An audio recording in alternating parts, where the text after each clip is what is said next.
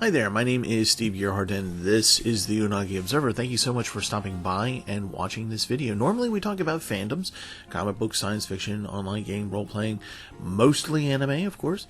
But this week I kind of wanted to do things a little bit different, and I'm going to talk a little bit about how there are a couple things, actually there's more than a couple things, but I'm just going to talk about a couple things that we don't really have here in America that Japan does. And I wish that we actually had these things. So maybe this might be an ongoing list, I don't know, but here's at least two things that I wish we had that we don't have that exists in Japan.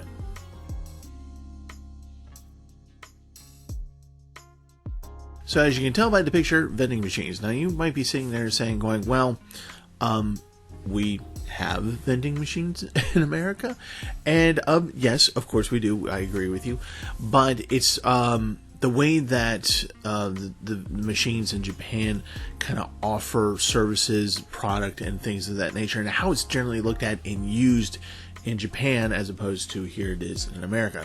America, it's very, very bland, very simple. Here's your block machine of soda or maybe some type of chips and candy or whatever. And unfortunately, because we don't treat things well here in the United States, they're often beat up, graffitied upon, vandalized, quite often smashed up depending upon where you are. So we don't really have vending machines like everywhere. We don't have them on corners. Like, you don't just drive down the road and see a park bench and a little kiosk with 2 or 3 vending machines that you can just pull over and just boom, boom, boom. You don't really see that. I'm not saying it doesn't exist, but you don't really see it that often in America. Now in Japan, this is the thing that intrigues me, and you're like, you get intrigued over vending machines? Yeah, I do. Sorry. Anyway, so when watching videos about Japan and talking to people who have already been there, and I haven't yet, and we're hoping to in the next year, me, Brent, and John from the Weekly Dig, this is definitely a thing that I'm probably going to be taking a lot of pictures of various vending machines, because they're all purpose, and the community, the Japanese community, generally speaking, takes care of them, meaning that they don't vandalize them, they don't put graffiti all over them, they don't try to break into them to get money or product out of them. Not saying it doesn't happen, I'm just saying that when you compare Japan here to those kinds of things to America kind of goes up into the stratosphere in terms of abuse of the machines, right? So, there's that, which means that they're kind of prolific. They're kind of everywhere. Now, most of these machines, of course, provide you the basic kind of food and beverage for the most part. But the nice thing about them is that for the most part, you can know what you're getting, more or less. And, you actually have the physical can usually presented to you saying, if you buy this is what you're getting. In the United States, we just kind of have a picture, and it looks like a nice large bottle of Diet Coke, but you get something that's kind of small sometimes. So it's not that it's misleading, it's just that you don't have an accurate representation here in America, whereas you would in Japan. The products themselves can be varied. Now, obviously, a lot of these machines are from the companies that make the product that they put in there, so there is that. But sometimes, a lot of times there are just vending machine companies that will take in contracts and bring in various different items to put into their vending machines. And just like any vending machine company, they go to places where they think that it's going to be the most effective. And in Japan, they understand that sometimes just having 2 or 3 vending machines out in the middle of podunk nowhere can be very, very profitable, because if you're in podunk nowhere and these are what the machines that you can get things from, you're going to spend the money. So here in America, we don't really do that. We place them in places like like cities for the most part, usually in an office, usually in a office lunchroom, schools, that kind of a thing. In Japan, they're spread out all over the place. And let's talk about a little bit about the product of the vending machines. Like I said, in America, we don't really have a whole lot of machines that give us something other than beverage and food. There really isn't a whole lot of them. And they do exist, but they're just very rare.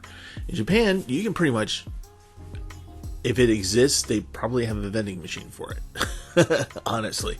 So, and it's not just like sodas and coffee drinks. You can actually get, in some cases, alcoholic drinks.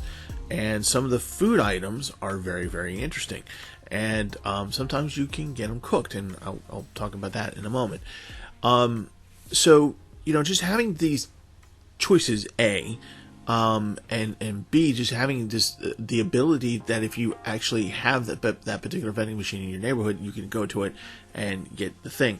One of the things that surprised me the most was that there are vending machines out there, not very many in Japan, where you can buy clothes, ranging anything from nice racy underwear to an actual suit.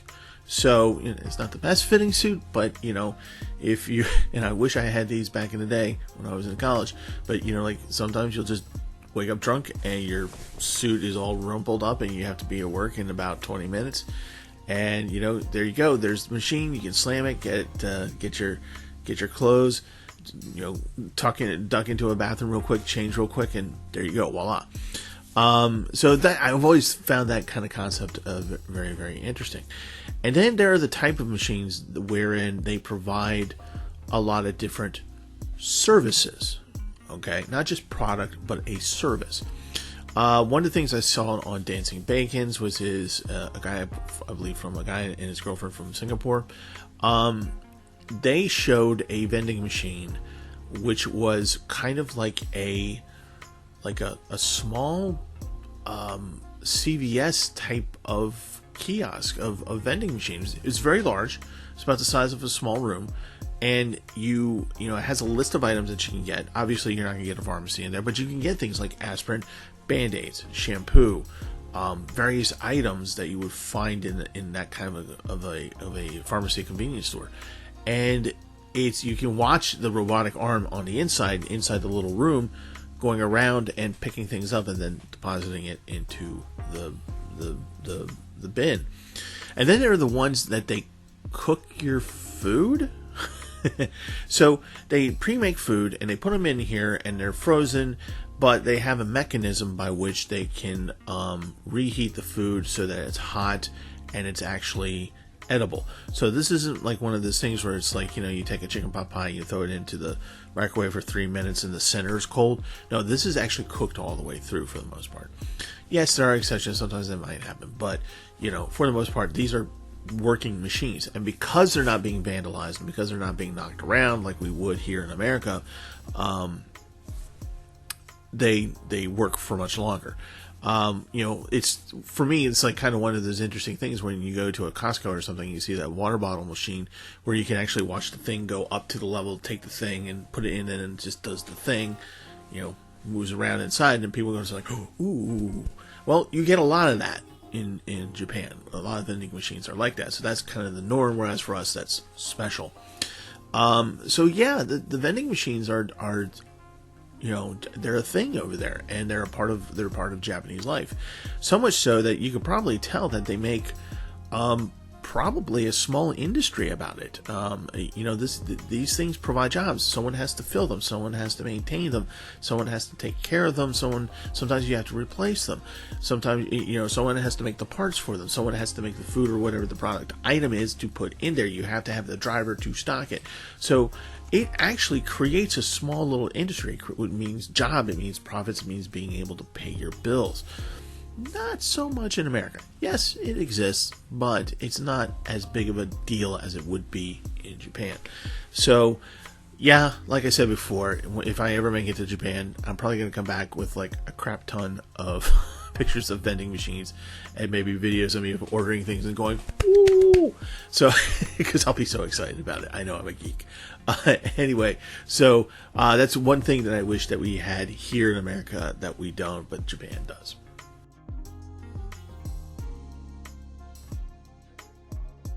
Ramen or soba noodles. Who doesn't like that dish? Those kinds of dishes. So sumptuous, so warm, and just so filling, and just right? When you get a good batch, you're just like, oh, it's heaven. It's so good, so good. And here in America, we do have access to good food like that. It's just that it's not in this form, in this format, which is a ramen stall or a ramen cart. To get that kind of quality of food here in America, you actually have to kind of go to not a fancy restaurant, but a restaurant that specializes in those kinds of things, and they tend to be more pricey. There are chain restaurants in America, like Akira, where you can go in and get a reasonably good bowl of soba, bowl of ramen, the variations of what you want to put in there.